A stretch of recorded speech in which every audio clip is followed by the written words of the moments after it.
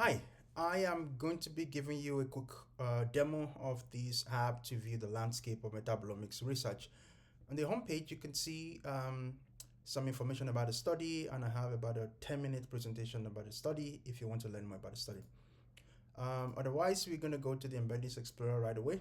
And there are two main features in this Embedding Explorer.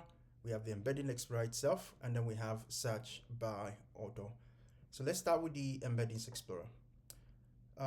You have a few parameters. The first parameter is you can select what research cluster you want to view. You can view all of the papers, or you can view the specific research cluster.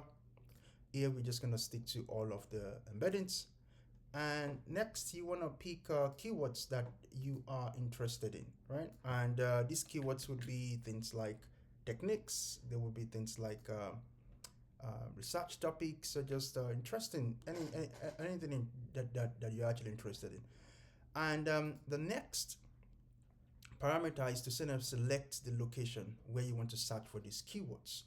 Is it in the abstract, or is it mentioned in the title? We're going to stick to the abstract. You can also toggle whether you want to show only papers with keyword matches, but in my experience, you want to show all of the papers because then you get a much richer visualization. Okay, so it takes a few seconds to compute, and then you would get the map.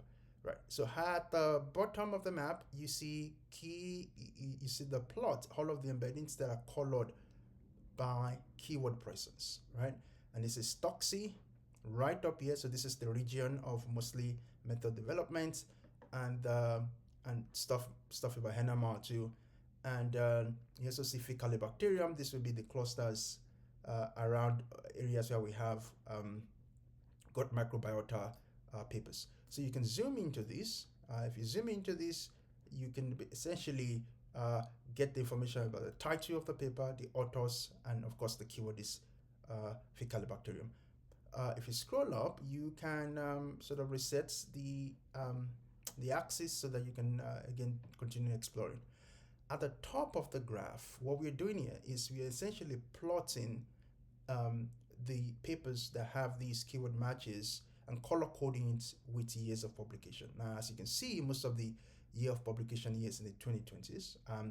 Ideally, one of the sort of the positive results from this sort of analysis would be clustering based on years. So if you have keywords that are clustering based on year, that tells us something about sort of the evolution of maybe techniques or topics that are being investigated. Again, as in the previous plots, you can zoom in. And if you zoom in, you can see all of the papers. So right off the bat, you see the title, the authors, the publication. And again, you can see that there's a holder paper here, right? 2004. And this is on indirect covariance and NMR spectroscopy. Great. So that's the first part of the app. The second part is where you can actually search by author. So this is author search.